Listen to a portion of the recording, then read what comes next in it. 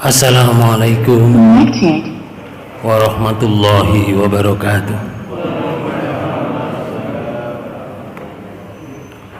Bismillahirrahmanirrahim. Alhamdulillahil qail fi kitabihil karim. A'udzu billahi minasyaitonir rajim. Ya ayyuhalladzina amanu la tattabi'u khutuwatis syaiton wa may yattabi' khutuwatis syaiton fa innahu ya'muru bil fahsya'i wal munkar walaula fadlullahi 'alaikum wa rahmatuhu ma zaka minkum min ahadin abada walakinnallaha yuzakki man yasha' Wallahu sami'un alim. Sadaqallahul azim. Asyhadu an la ilaha illallah wa asyhadu anna Muhammadan abduhu wa rasuluh. Allahumma sholli wa sallim wa barik ala Muhammadin wa ala alihi wa ashabihi wa azwajihi wa dzurriyyatihi wa man tabi'ahum bi ihsan ila yaumiddin. Amma ba'du. Wa ya ayyuhal hadirun wal hadirat usikum wa nafsi bitaqwallah faqad fazal muttaqun. Para bapak dan ibu saudara sekalian, marilah pertemuan ini kita awali dengan bacaan basmalah. Bismillahirrahmanirrahim. Bapak dan ibu saudara sekalian, kajian kita di surat An-Nur, surat 24.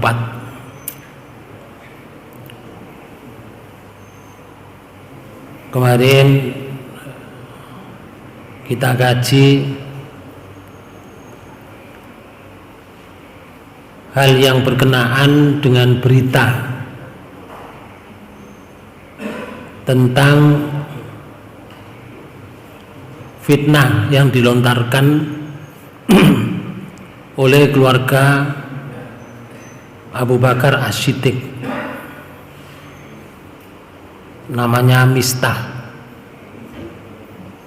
Diungkap oleh Allah mulai dari ayat 11 sampai ayat 20. Saya bertanya Bapak Ibu sekalian, kalau ada orang menyebarkan fitnah, apa yang harus didapat oleh mereka? Kalau fitnah itu disebarkan bukan sesungguhnya mau menyebarkan fitnah, yang didapatkan adalah azab Allah dunia juga akhirat, namanya laknat. Tapi karena mereka, Bapak sekalian, mereka itu berangkat dari Mekah ke Madinah dalam rangka menunaikan perintah Allah bersama dengan Rasulullah, masih ada pengampunan dari Allah karena keimanan mereka. Andai mereka itu tidak berbuat seperti itu, tidak hijrah, lalu tidak beriman, atau dia beriman tetapi tidak hijrah, sudah ceritanya lain, Pak. Ancaman siksa dari Allah ini amat dahsyat. Tapi karena keimanan mereka, akhirnya ditutup oleh Allah di ayat 20, walaula fadlullahi 'alaikum wa rahmatuhu wa annallaha raufur rahim. Dan sekiranya tidaklah karena karunia Allah, umum tidak ada kurnia dari Allah, tidak ada fadilah dari Allah, dan tidak ada rahmatnya. Rahmat niku rahman rahimnya Allah kepada kamu semua yang membawa berita bohong itu, maka kamu akan mendapatkan siksa. Tapi karena ada rahmat, ada kurnia dari Allah, maka Allah Maha Penyantun, Allah Maha Penyayang. Kalau tidak Allah tidak memberikan kurnia, niscaya kamu akan ditimpa adab yang besar.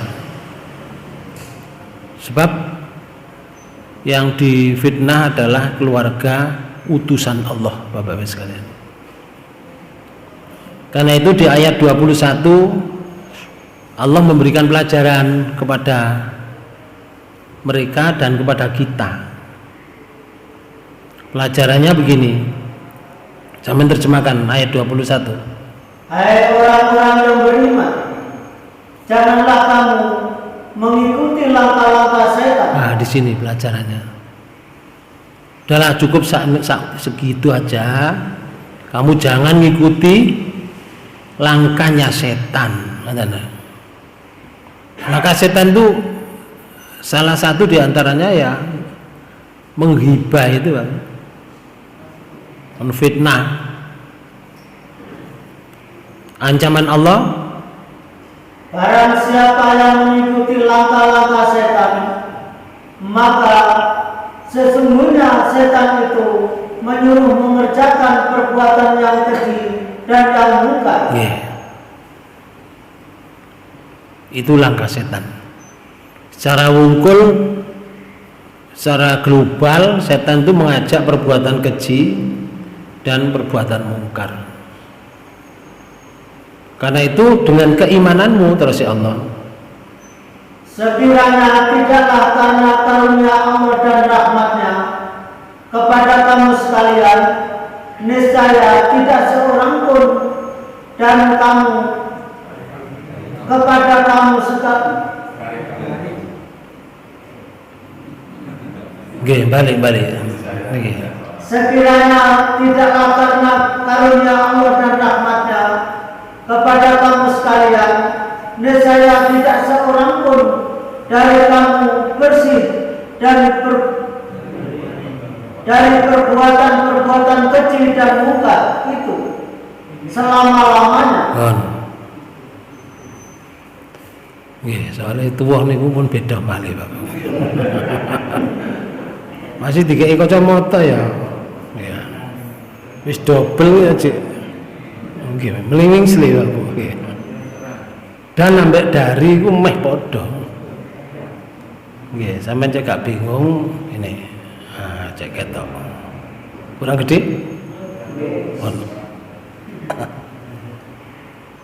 Bapak Ibu sekalian, kalau tidak ada kurnia dari Allah, kamu tidak akan pernah bersih.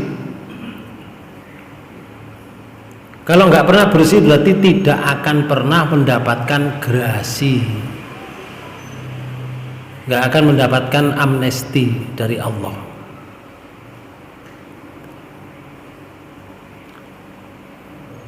Sampai kapan yuk? Selama-lamanya. Perbuatan buruk sekarang dilakukan sekarang ini berakibat buruk untuk selama-lamanya loh Bapak, di akhirat nanti. Kalau sudah diputus mati nih, wes melayuni mati ke sana, lek jelek ya wis elek, tidak akan pernah berhenti sedetik pun Pak. Makanya kita kan belum pernah mati, jadi gak tahu roh caranya.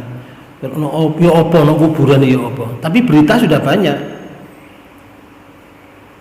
Orang-orang yang sudah berbuat buruk, yang sudah meninggal, subhanallah, menjerit di kuburan ini gak pernah berhenti.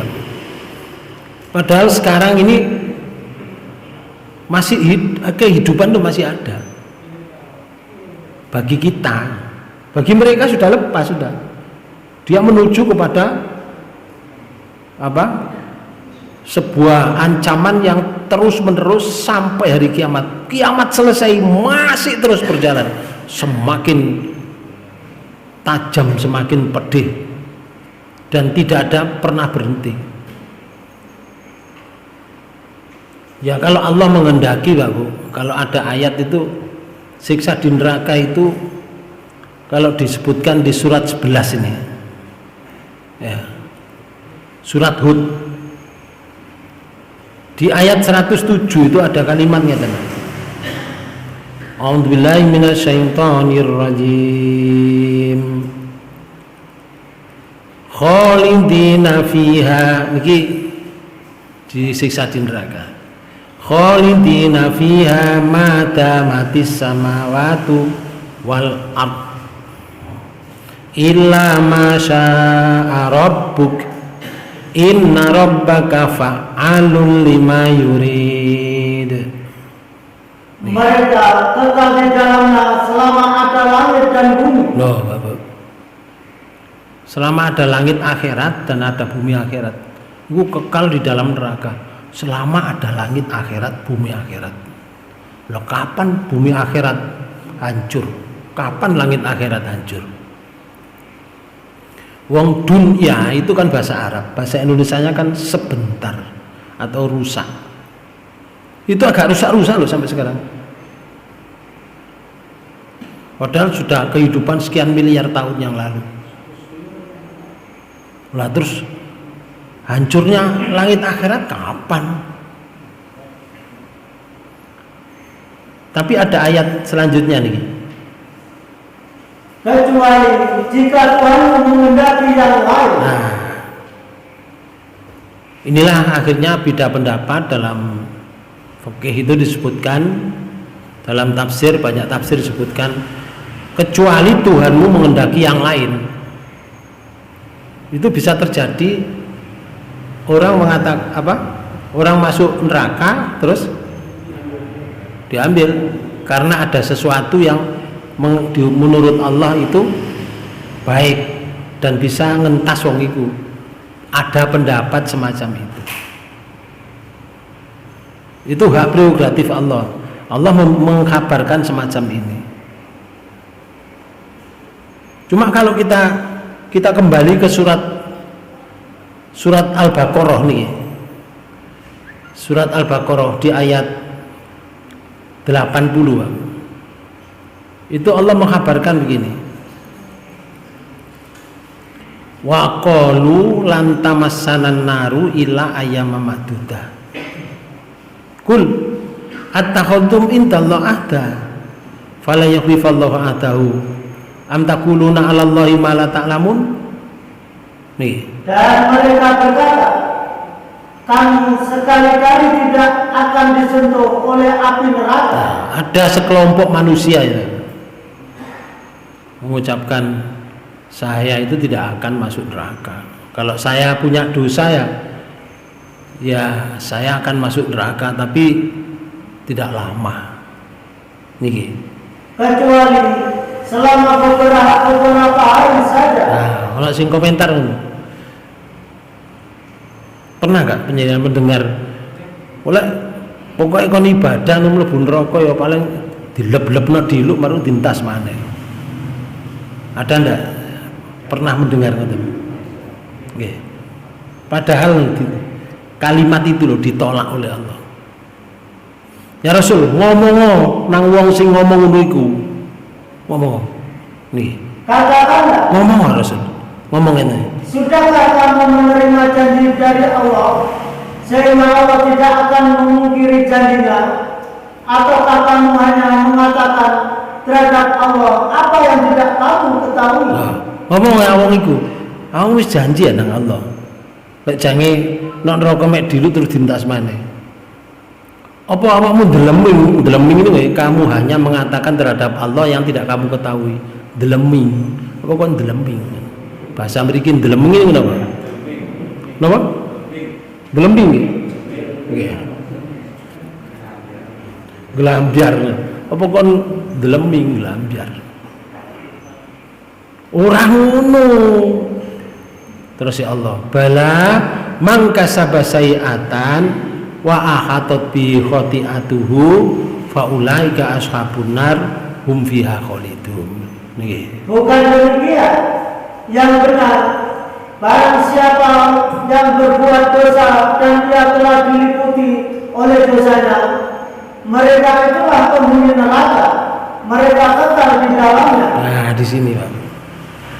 Kalau ada orang berdosa terus dosa, diliputi terus dosa. Terus dosa. Kalau diliputi dosa, kemudian dosanya itu menutupi kebaikannya, di neraka untuk niki kekal. Nek ndelok ayat ini koyo gak lek mlebu neraka koyo gak iso metu. Ngoten. Kalau sudah diputus di neraka gak iso metu. Ndelok ayat ini.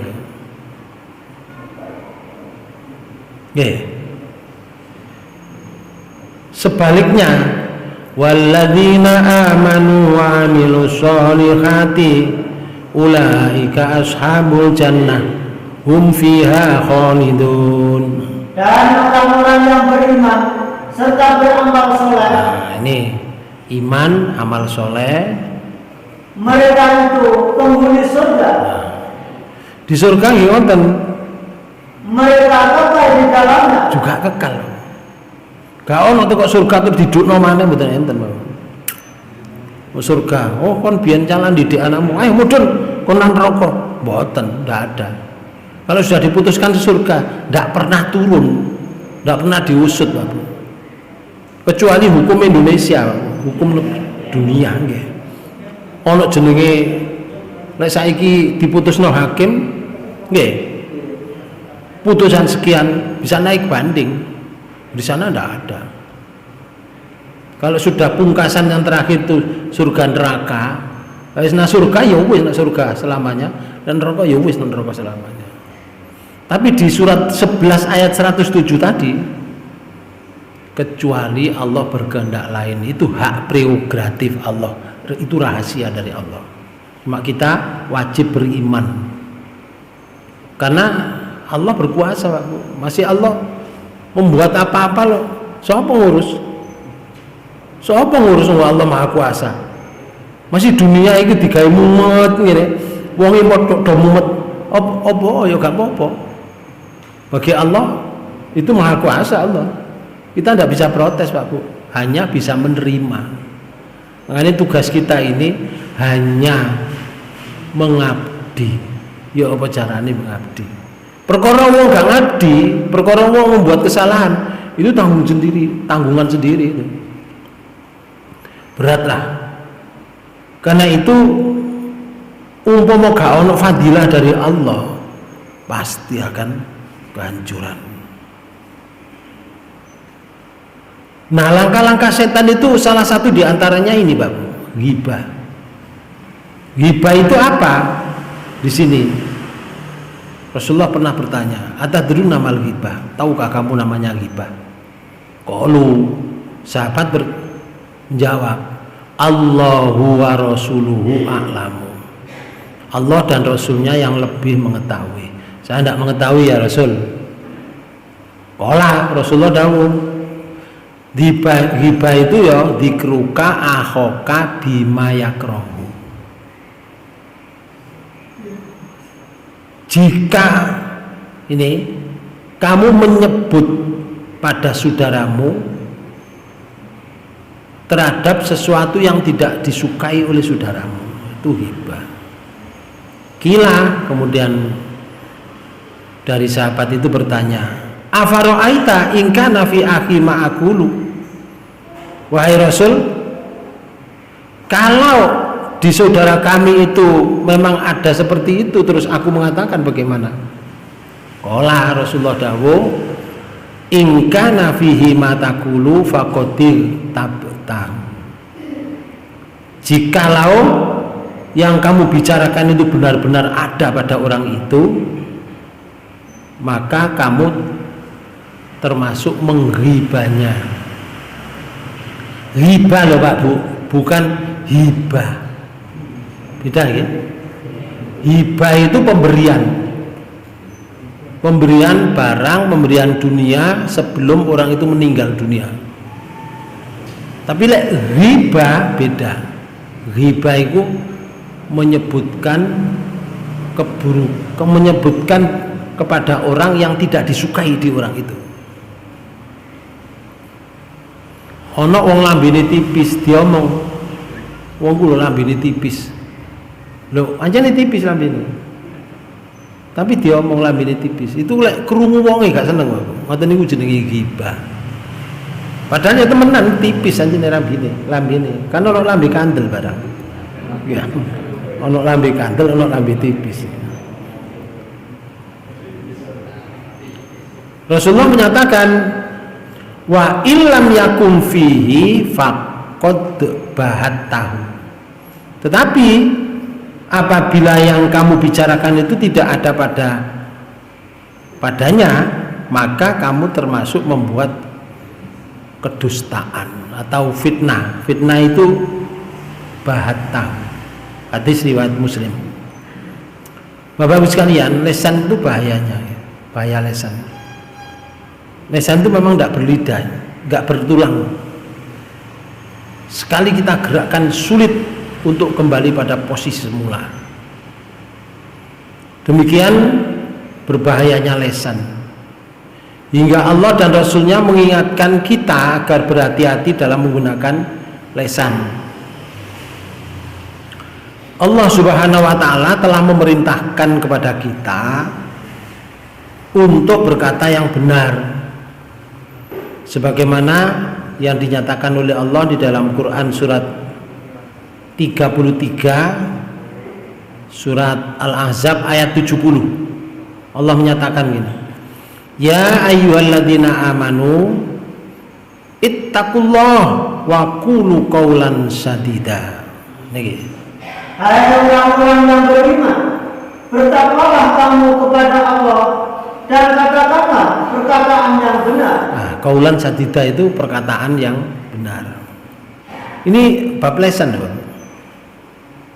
Karena itu lesan itu bahaya. Panjenengan pernah mendengar lagunya Rhoma Irama tentang ghibah? Nggih. Pernah nggih? Nggih. Ghibah itu seperti apa kalau dilakukan? Rhoma Irama itu ya penyanyi ya dakwah. Nah, jarine Rhoma Irama, mengapa kamu suka menggunjing sesama itu? Aibnya orang. Lesan itu Pak Bu, gitu. Kalau baiknya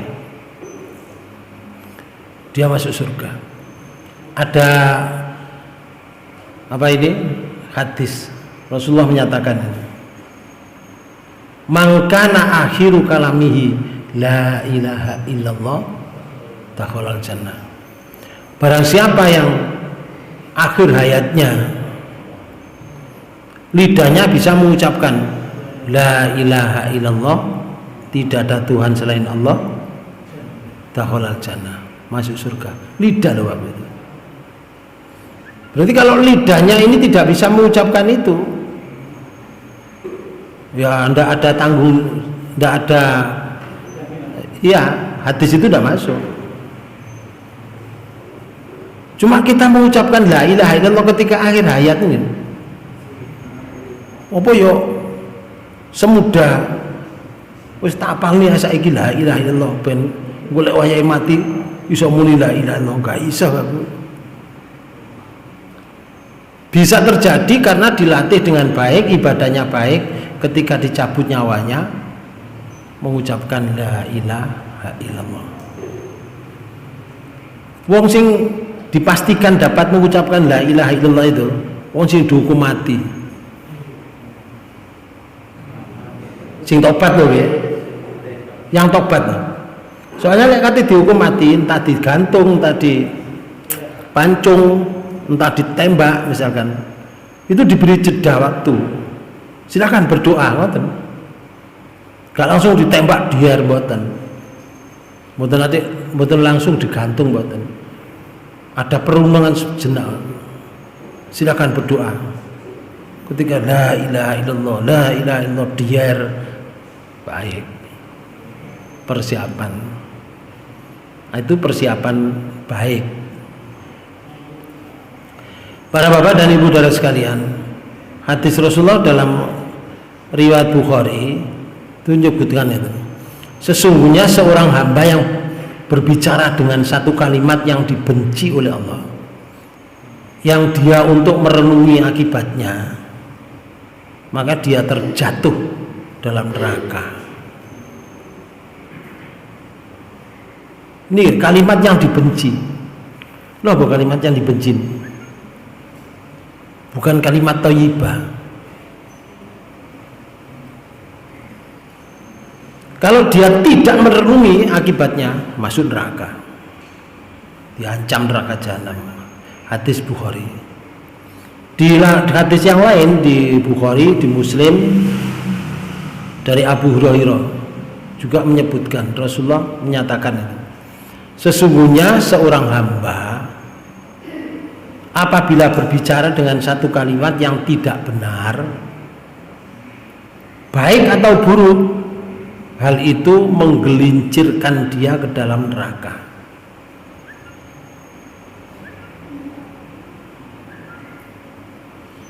Menggelincirkan.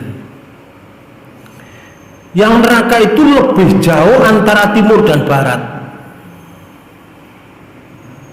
Terus, kalau dia dimasukkan ke dalam neraka itu sejauh antara timur dan barat, jauh.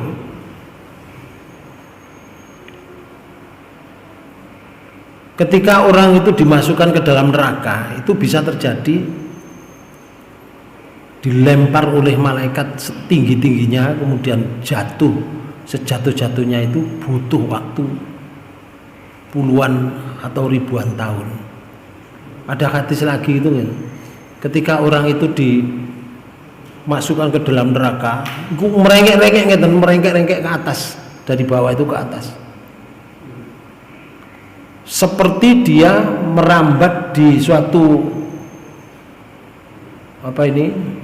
gunung, bukit ya, di bukit selama 50.000 tahun sampai ke atas, kemudian dijatuhkan lagi, begitu seterusnya. Nah terus kapan leren ini? Yuk gak leren.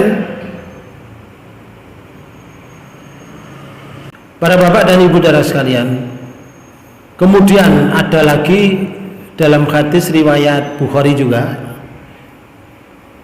Rasulullah pernah bersabda, terkutuklah mal'unu dzul wajhaini mal'unun dzul lisanain mal'unun kullu saghari mal'unun kullu qattatin mal'unun kullu nammamin mal'unun kullu mannanin. Hadis riwayat Bukhari dari Abu Hurairah. Sampai terjemahkan. Rasulullah SAW bersabda, terkutuklah yang bermuka dua. Nah, bermuka dua ini apa? Nafek ya. Lek kepethuk A, bolone A, kepethuk B, bolone B, kepethuk C, bolone C. Tidak punya pendirian. Terus? Terkutuklah pemecah belah umat. Wah, ini banyak Pak Bu sekarang ini. Terus? Terkutuklah para pemfitnah. Aduh, akeh berita hoak. Terus? Terkutuklah si pengadu domba. Wah, pengadu domba atau mencari domba hitam. Oke. Terus? Terkutuklah orang yang menyebut pemberian. Nah, termasuk nyebut pemberian itu apa? Undat-undat. Semua terkutuk gitu. Pengalaman religi ya. Aisyah itu berjalan kunnamaan Nabi Sallallahu Alaihi Wasallam. Aku berjalan bersama dengan Nabi. Terus setelah berjalan ini, kami pernah bersama Nabi, tiba-tiba tercium bau busuk yang tidak mengenakkan. Kemudian Rasulullah SAW bersabda, tahukah kamu bau apakah ini? Ini adalah bau orang-orang yang menghibah atau menggosip kaum mukminin.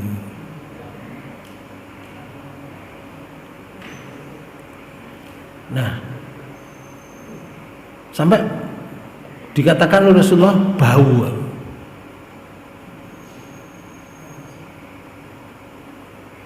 Bahasa ini Bapak-Ibu sekalian bisa terjadi bau yang sesungguhnya,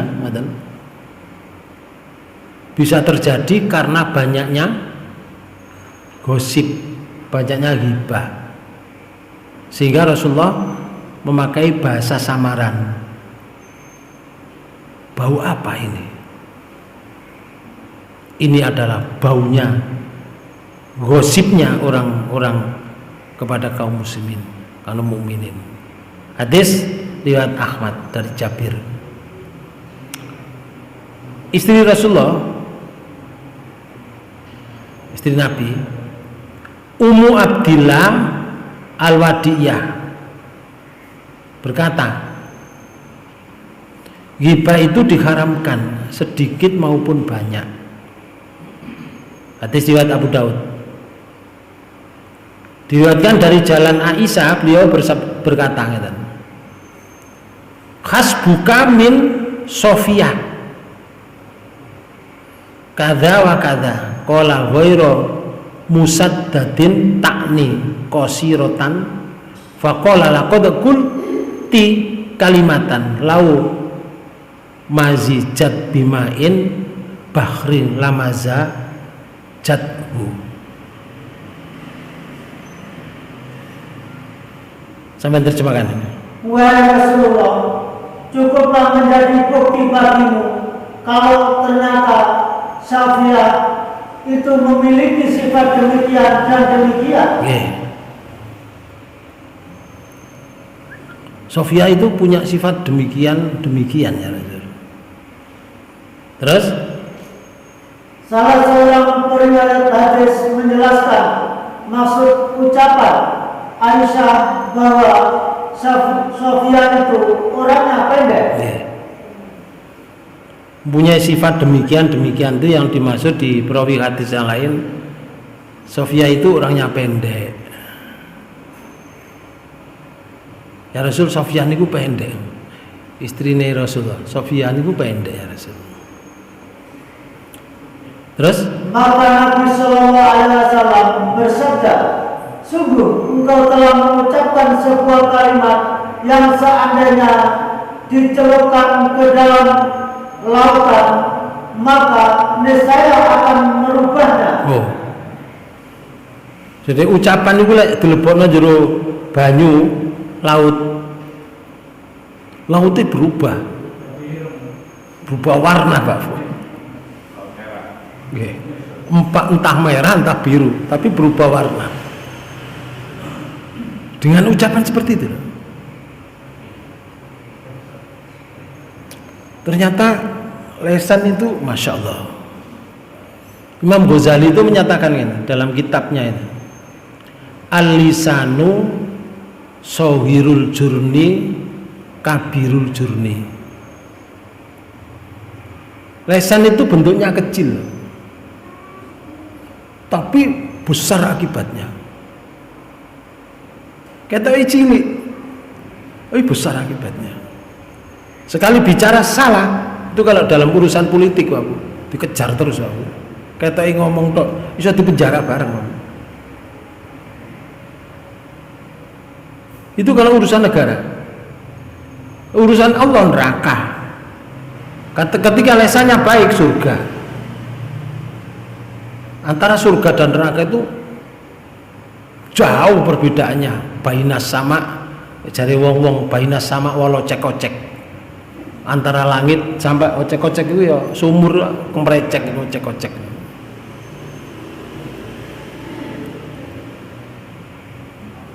Hadis Bukhari dan Muslim juga terdapat riwayat hadis ini dari jalan Abu Bakrah. Abu Bakrah menceritakan Nabi SAW bersabda, inna dima'akum wa amwalakum haramun alaikum ka hurmati yaumikum hadha fi syahrikum hadha fi baladikum hadha.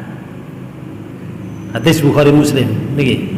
Sesungguhnya darah-darah kalian, harta-harta kalian, dan juga kehormatan kalian, semua itu adalah haram atas kalian, sebagaimana kesucian hari kalian ini, hari Arafah, pada bulan kalian ini, dan negeri kalian yang suci ini.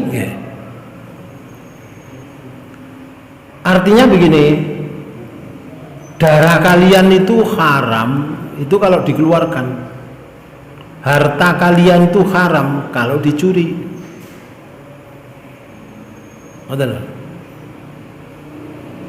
Karena itu orang yang beriman itu tabu, haram mengalirkan darah. Dan itu salah satu di antara yang disebutkan oleh Rasulullah, jika orang itu tidak mau menebus dan tidak bertobat ketika mengalirkan darah, itu bangkrut orangnya. Rasulullah pernah bersabda di hadis riwayat Muslim itu menyatakan, ketika bertanya pada sahabat, sahabat konro jenenge muflis itu, bangkrut itu. Wah, enggak tahu ya Rasul, Allah wa rasuluhu a'lamu. Yang tahu hanya Allah dan Rasulnya, kami enggak tahu. Tapi ada yang menyatakan gini, yang bangkrut itu nggih, ngeten ya Rasul, malah dirhama wala mata'a. Orang itu enggak punya dirham, enggak punya perhiasan, tidak punya apa-apa, gini gue bangkrut. Ini jawab Rasulullah, tidak begitu. Kolah Rasulullah dahulu. Si jenenge orang bangkrut itu min ummati ya'ti yaumal kiamati. Besok umat saya itu datang pada hari kiamat. Umat Rasul datang pada hari kiamat. Bisolatin wa siyamin wa zakatin. Dia membawa amalan sholat, dia membawa amalan zakat, dia membawa amalan puasa. Ini yang akan memasukkan surga, karena 3 amalan ini subhanallah besar.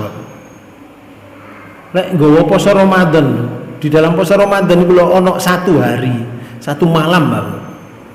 Itu kalau bersamaan orang itu dengan ibadah di malam hari itu, mendapatkan ampunan dari Allah koyok bayi baru lahir, bahasa saya iku selamat 83 tahun bersih.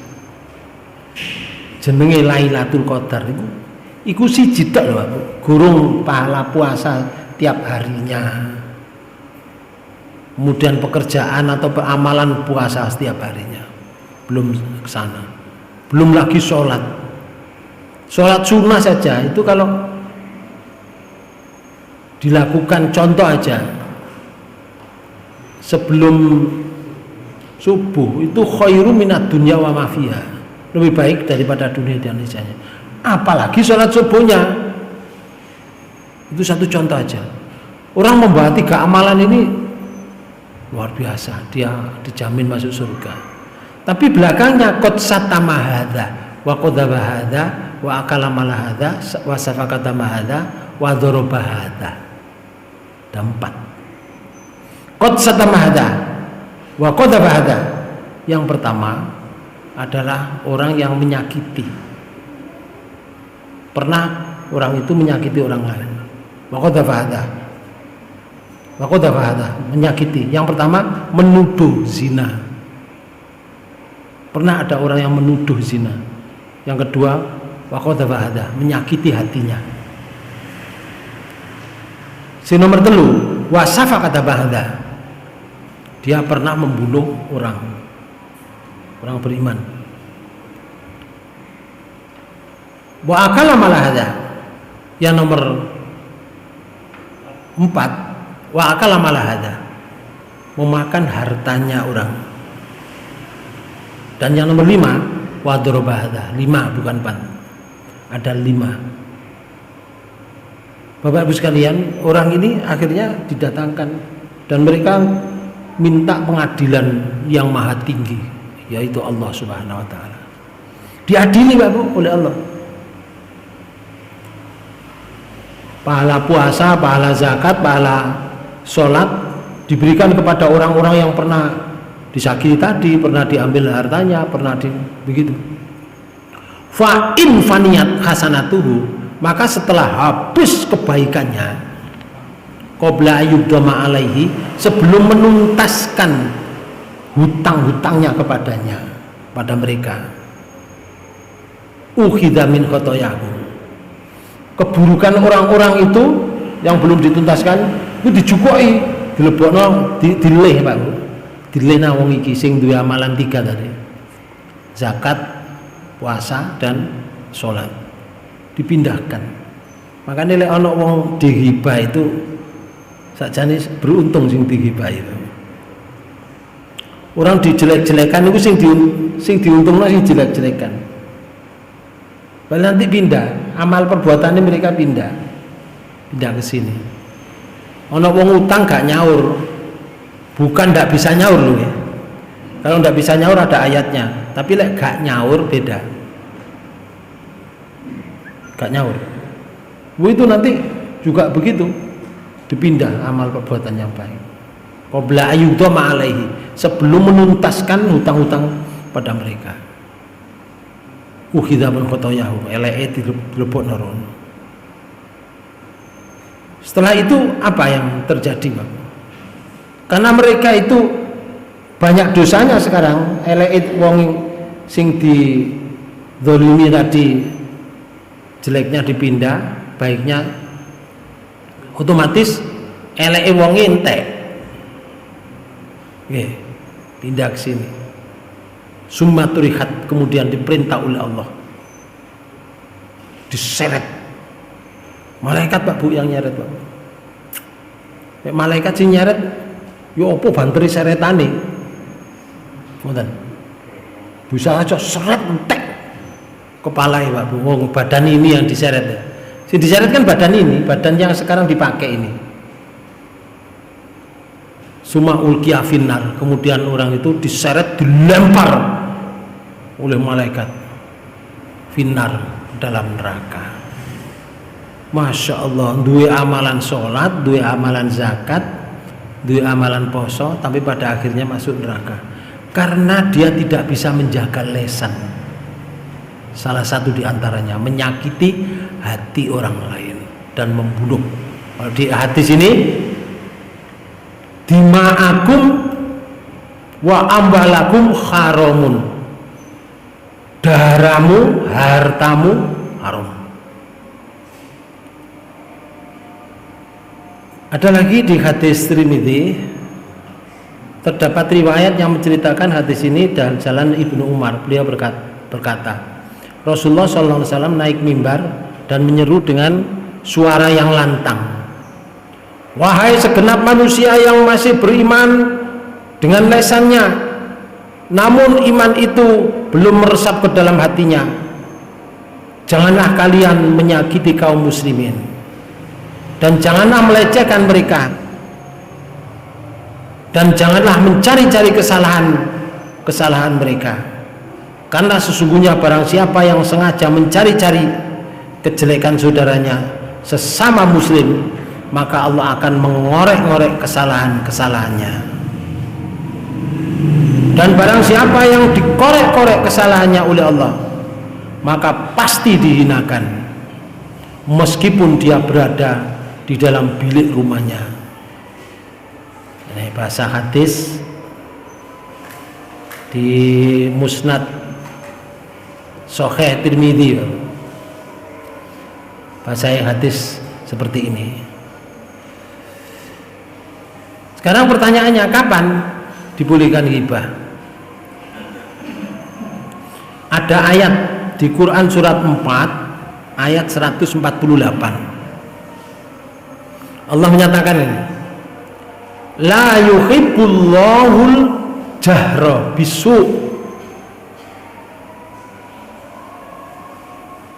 bisu'i minal qauli illa man dzulima wa kana Allahu sami'an alima. Surat 4 ayat 148. Monggo. Allah tidak menyukai ucapan buruk yang diucapkan dengan terus terang. Ada ucapan buruk yang diucapkan terus terang, gak seneng Allah. Kalau ana muni ini bedes, buruk gak? No? Lalu ana bedesnya temen, masa buruk? Ana bedesnya akeh, bedes, bedes, masa buruk aku? Ndak, bedesnya ana. Nggih. Muni ini jambu. Buruk enggak? Jambu.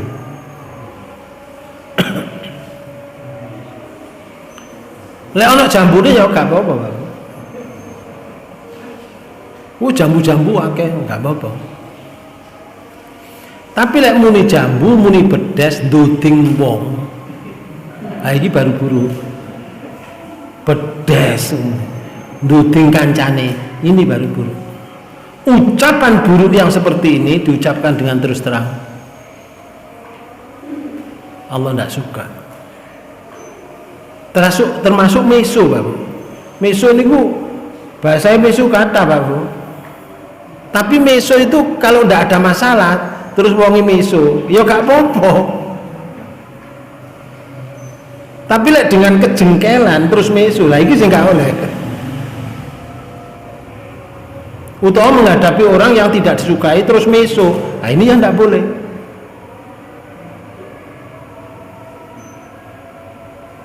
Ya, wonge ngomong terus terang gak oleh.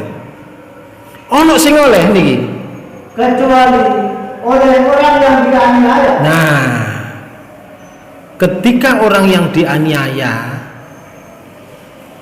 orang itu dianiaya, boleh meso. Kayak contoh ya, wong gak salah diselinting tanganin, yeah. Terus disetrum, kenapa? Gak kejat-kejat awalnya, tapi gak mati, soalnya setrumnya terpedot mana? Tapi ketika disetrum itu kejat-kejat gak karuan, ya gak enak, adem panas Pak Bu, ayo dia kena setrum kayak ngono, iya. Maka orang ini boleh meso, begitu diselenting, disetrum, matamu misalkan, oleh, terus meso oleh. Jadi undang-undang Allah surat 4 ayat 148 ini memperbolehkan kalau orang itu dianiaya. Kalau zaman dahulu Pak Bu, pahlawan-pahlawan dan para ulama itu dicancang no kursi ini Pak, dikongkon ngaku kon duduno tentara, kukune ini loh gara tang dicatut cepoti Pak Bu, tanpa di gak jerit-jerit, kukune sikil loh, dan pada akhirnya ditembak juga mati. Tapi penyiksaan luar biasa seperti itu. Wah, itu kasus yang besok akan ditayangkan oleh Allah. Saiki wong padha sing menang, silakan menang. Oke. Dulu di zaman sebelum Rasulullah, yang diceritakan oleh Allah di dalam surat Buruj itu namanya ada sebutan Ashabul Ukhdud. Ashabul Ukhdud itu hukuman kepada orang-orang yang dipecah kepalanya atau dibakar. Dulu ada raja yang bengis Pak, itu rajanya itu punya negara ngeten iki jenenge majelis MPA apa jenenge orang yang memberikan nasihat presiden itu jenenge nggih, penasehatnya. Bapak Ibu sekalian, ketika penasihat itu sudah tua memberikan wasiat, tolong dicarikan pengganti saya karena saya sudah tua. Rupanya ahli sihir orangnya, sebagai penyeimbang kerajaan itu. Nah, setelah ditemukan salah seorang anak kecil, terus diajari gitu, diceritakan di dalam hadis sahih, diajari oleh pendeta. Waktu itu pendeta namanya. Nah, ketika dia pulang ke kerajaan lagi, balik pulang lagi, itu di tengah jalan ada seorang kiai, seorang muslim, orang yang beriman pada Allah, tanya. Kalau ditanya, akhirnya saya belajar di sana. Terus dikandani, akhirnya juga dia belajar dua orang ini. Situ belajar dengan pendeta, pada suatu ketika belajar di orang ini. Kalau setelah mendapatkan pelajaran ini, kalau datang ke pendeta, kenapa kalau kamu kok datang terlambat? Suruh mengatakan, ya karena saya ditahan oleh ibu saya. Ngomong-ngomong. Golek mulai nggih ngoten. Terus orang itu, anak itu akhirnya begini. Pada suatu ketika diuji oleh Allah. Di tengah jalan itu ada ular besar, Pak, melintang di jalan. Orang tidak bisa berjalan, yang ke pasar itu tidak bisa berjalan karena ada ular melintang. Anak kecil ini sudah diberitahu oleh gurunya tadi, kamu nanti kalau mendapatkan ujian dari Allah, kamu jangan cerita bahwa dari saya. Nggih Pak Guru, misalkan. Akhirnya anak itu ngambil batu, dilemparkan. Ya Allah, kalau ajarannya orang yang beriman tadi, Pak Kiai ini, itu benar menurutmu, maka bunuhlah ular ini dengan batu ini. Bismillah, dilempar. Jenenge ular itu seperti digepuk ular besar, Bapak. Orang pada semburat ke sana kemari, takut dengan ular. Tapi akhirnya ularnya mati, orang-orang bisa berjalan. Sudah, anak kecil bisa membunuh ular yang besar itu dengan lemparan batu, terkenal akhirnya. Enggak mriki ngono Jawa Pos wis menyebarkan, bahkan lewat WA, lewat kabar-kabar Facebook dan seterusnya. Bapak Ibu sekalian, terkenal. Akhirnya terkenal itu ada dari kerajaan tadi, yaitu orang yang memberikan advice pada raja, memberikan itu DPA, Dewan Pertimbangan Agung. Kan buta orangnya, betul. Akhirnya krungu terus disuruh ngantarkan kepada anak itu. Tolong aku disembuhkan kebutaan saya ini. Jadi ini ada ibu, wah, ulang mboten sakit nyembuhkan butai panjenengan. Ndak, awakmu iso kok. Iso menyembuhkan.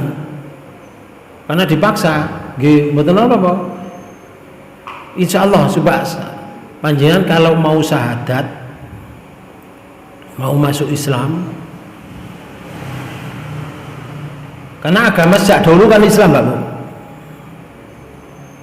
Kalau agama selain itu nyeleweng, artinya kalau kamu mau bersyahadat masuk Islam, saya tak berdoa kepada Allah mudah-mudahan diberi kesembuhan.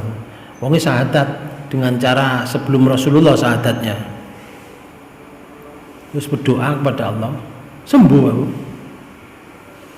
Butanya sembuh. Dia kembali ke kerajaan, takone mbek raja, "Lho kon kok mau tamu waras apa ceritanya?" "Ya, saya disembuhkan oleh Allah Subhanahu wa taala." "Siapa Allah itu?" "Maksudnya saya ya?" "Bukan. Allah Rabbi wa Rabbukum." Allah itu Tuhan saya dan Tuhan kamu. Jadi bukan saya. Bukan. Allah Tuhan saya, Tuhan kamu. Rabbul Alamin. Bapak-Ibu sekalian, pernyataan ini di hadapan raja yang bengis, Bapak. Akhirnya dihukumi oleh raja. "Dari mana kamu?" Diusut satu persatu. Diadakan penyelidikan. Terus dinaikkan menjadi penyidikan. Akhirnya dinyatakan menjadi tersangka. Nah, kalau sudah tersangka dipaksa untuk mengaku. Akhirnya ngaku, Pak. Kalau disembuhkan oleh anak kecil, tadi. Anak kecil yang dimaksud anak kecil yang mau dibutuhkan oleh raja tadi akan mengganti DPA-nya itu tadi. Akhirnya panggil, disiksa anak itu, suruh ngaku dari mana kamu pelajaran sampai bisa seperti ini. Kok bisa menyembuhkan? Saya tidak bisa menyembuhkan. Nah, yang menyembuhkan siapa? Allah Subhanahu wa taala, Rabbi wa Rabbukum. Podo jawabannya. Yang dimaksud Tuhan adalah saya, bukan Tuhan saya Allah, Tuhan kamu juga Allah. Bapak-Ibu sekalian, akhirnya arek iki dipaksa, disiksa, tapi gak sampai mati, Bapak. Gak kuat, akhirnya ngaku bahwa yang ngajari adalah si Pak Yai tadi. Bahasa kulo Pak Yai. Panggil Pak Yai ini.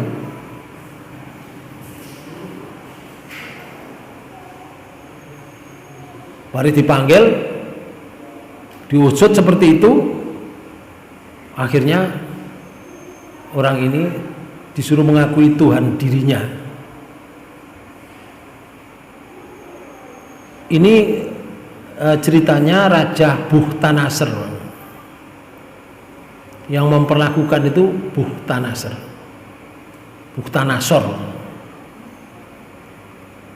Maka orang ini, Pak Bu, digergaji loh. Sampai belah dua ibadahnya. Digergaji sungguhan loh. Pertanyaannya, apa digergaji mesin apa gaji tangan? Karo. Itu tidak diceritakan. Tapi digergaji sampai pecah menjadi dua. Boleh nggak misuh itu? Boleh waktu itu. Misuh, boleh Pak Bu. Digergaji, tapi ya tidak lama kemudian mati orang itu. Ya apa rasanya digergaji, Pak? Ya lek mesin sekali ngik nang mari. Lek gajine alon-alon krek. Apa gak keri? Nggih, sampai pecah menjadi dua. Subhanallah. Arek cilik akan dibunuh dari raja. Ojo, arek iku jek punya masa depan yang panjang. Kita bawa saja anak ini supaya kembali mempertuhankan saya. Baik, dibujuk-bujuk gak bisa, Pak Bu. Oh, kalau begitu biar dia mati tidak kelihatan aku, bawa ke gunung sana. Para tentara dari kerajaan itu bawa ke gunung. Di sana, Pak Bu, berdoa sampai di atas itu berdoa. Ya Allah, lindungi kami, selamatkan kami dari orang-orang yang zalim. Gunung itu digetarkan oleh Allah, wong roto kabeh. Bala tentara niku roto kabeh, mati kabeh. Akhirnya arek iku mudhun balik nang kerajaan. Mulai digoleki. Kan beritae tentarae mati kabeh. Bar mulai digoleki. Goleki ketemu. Ada intelijennya. Terus ketemu, gomane nang kerajaan. Kon kok apa? Bisa pulang? Mana orang-orang yang bersama dia? Mereka sudah meninggal, jatuh dari gunung. Akhirnya raja tidak seperti itu lagi, Bang. Wah, hari ini mana si hati? Bawa ke tengah laut. Nanti kalau sudah di tengah laut, masukkan ke dalam laut. Bawa Pak Bu dengan bala tentara sekian rombongan. Barno tengah laut, berdoa lagi, ya Allah, selamatkan kami dari rencana orang yang zalim. Wombak menjadi besar, tenggelam sak pengangkute, sak kapal-kapal tenggelam.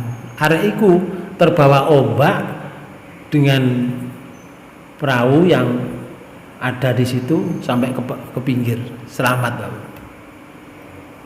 Tapi pikirannya arek ini, wah, kalau raja itu punya seperti itu, pada akhirnya aku dibunuh ini. Ya sudah, hei raja, kamu jangan bermimpi bisa membunuh aku. Insya Allah Allah menjaga saya. Kalau kamu kepingin bunuh saya, ini caranya, saya beritahu. Kumpulkan orang-orang di lapangan. Penduduk semuanya kumpulkan. Kemudian saya dudukkan di palang salib kayu. Kemudian ini anak panah saya, tolong dipanah dengan ini. Tapi syaratnya, kamu raja harus mengatakan Bismillahi Rabbil Ghulam. Benar Pak Bu, begitu diangkat sana, wong padha menyaksikan kabeh di alun-alun. Akhirnya apa? Raja mengambil busur itu, dinyatakan dengan ucapan Bismillahirrahmanirrahim. Jeriat pas kena dadanya, terkulai, kemudian jatuh dan mati. Bapak Ibu sekalian, orang-orang heran, sementara raja ini mengaku menjadi Tuhan. Loh, sekarang kok mengatakan dengan nama Allah yang Maha Rahman Rahim, Tuhan anak kecil. Allah yang Maha Rahman Rahim, Rabbil Ghulam, Tuhan anak kecil. Berarti kan orang itu tidak mengakui dirinya sebagai Tuhan. Dia tidak sadar. Alun-alun Pak Bu, mereka mengatakan Bismillahirrahmanirrahim. Akhirnya mereka menjadi orang yang beragama Islam, kembali ke agama Nabi Ibrahim. Bapak Ibu sekalian, menurut satu riwayat, jumlah orang yang di alun-alun itu 20.000. Oke ya? 20.000. Bapak Ibu sekalian, dibisiki oleh pembesar yang ada di sekitarnya raja. Raja, ada apa? Ini bahaya untuk raja. Apa? Ini hancur stabilitas kerajaan. Kok bisa? Mereka semuanya mengikuti Tuhannya anak kecil, tidak mengakui engkau menjadi Tuhan. Oh iya ya.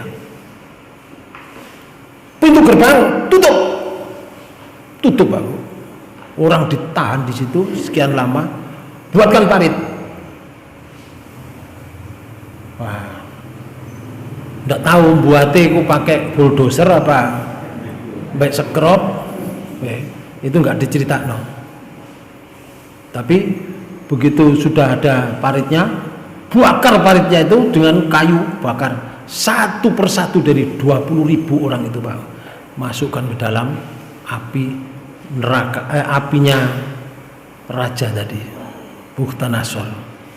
Itu diceritakan oleh Quran, Mbak Bu, surat Buruj, surat 85, mulai ayat 4, 5, 6, 7, 8. 4, 5, 6, 7, 8, 5 ayat. Surat 85. Oke. Sampai terjemahkan. Binasa dan terlaknatlah orang-orang yang membuat malu. Oke. Ya raja itu terlaknat. Terus yang berapi dinyalakan dengan kayu bakar. Oke. Paritnya diberi kayu bakar dinyalakan. Terus Ketika mereka duduk di sekitarnya. Jadi di sekitar parit itu diberi kursi, Pak Bu, untuk menyaksikan orang-orang yang dibakar di situ. Yo koyo goreng lele ngoten, Pak Bu. Lah wong dilebokno jero api. Yo opo? Kan enggak langsung mati. Yo mulat-mulat kejat-kejat berapa menit tapi syahid. Lalu sedang mereka menyaksikan apa yang mereka perbuat terhadap orang-orang yang beriman. Okay. Salah apa mereka di akhir ayat? Dan mereka tidak menyiksa orang-orang mukmin itu, melainkan karena orang-orang mukmin itu beriman kepada Allah yang Maha Perkasa lagi Maha Terpuji. Ini Bapak masalahnya. Ketika orang itu beriman kepada Allah, terus konsekuen orang itu beriman kepada Allah, dibunuh. Itu sejak dulu sampai sekarang. Sejak dahulu. Kenapa Partai Komunis Indonesia sing PKI itu membunuh orang-orang yang beriman? Salah apa orang beriman dibunuh? Santri-santri di Madiun sekian ribu dibunuh, disetrum. Salah apa mereka? Hanya mereka beriman kepada Allah Subhanahu wa ta'ala. Itu sing partai. Nah, sing urusan politik, salah apa mereka? Orang Islam menjadi sasaran di mana-mana. Itu sejak dahulu seperti itu sampai hari kiamat nanti. Oleh karena itu caranya Allah membuat syahid itu seperti itu. Supaya syahid. Jadi tetap membela agama Allah, konsekuen dengan agamanya. Kemudian Bapak-Ibu sekalian, ada yang diperbolehkan bentuk jenis ghibah nih. Aib dalam agama seperti kata-katamu pada sesama muslim, dia itu fasik. Ini bentuk jenis ghibah maksudnya, jenis ghibah. Jadi dia itu loh fasik, dia itu fajir, suka berbuat dosa, dia itu pengkhianat, dia itu zalim, dia itu melalaikan sholat, dia itu meremehkan yang najis, tidak bersih kalau bersuci, tidak memberi zakat pada yang semestinya.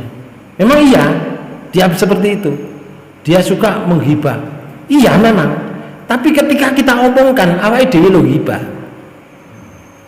Halo? Kerasa enggak kalau itu dosa? Enggak terasa, Pak. Lah sing apik ya apa? Meneng. Bah kulo jungkir jempalik, bah mlaku nganggo tangane, bah mlaku nganggo sirahe, barno meneng wae. Rasulullah menyatakan dalam hadis lainnya, sebaik-baik Islamnya seseorang adalah orang yang bisa mengatur dirinya dari segala sesuatu yang tidak berguna. Dia menjauhi sesuatu yang tidak berguna. Nek kate ngomong loh, kira-kira berguna apa gak ya? Kalau gak berguna ya gak usah ngomong. Tapi angel ini kalau bentuk kancane tengok-tengok nok gerdung terus gak ngomong, dianggap bisu. Sampai sak jam gak ngomong. Lah sing kate diomong lo gak berguna, dia sebetulnya menjaga. Tapi orang nanggapi sudah lain lagi. Ada lagi aib fasik, seperti kata-katamu pada seorang muslim. Dia itu buta, tuli, bisu, lidahnya cadel, pendek, cakung, hitam, gendut, ceking, dan memang iya wonge. Ana sing ghibah aib duniawi, seperti kata-kata dia itu kurang ajar, suka meremehkan orang lain. Iya sajane wonge. Tukang makan, tukang tidur, turu ae. Banyak omong, anjane omong akeh wonge. Sering tidur bukan pada waktunya. Ngeten iki bentuk ghibah. Tapi ada yang apa? Yang dibolehkan, Pak Bu. Ghibah yang dibolehkan itu seperti apa? Gini.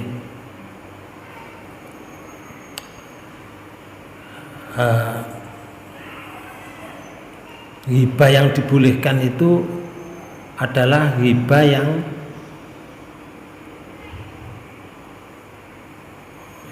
satu aja. Ini sudah 7:30. Ya.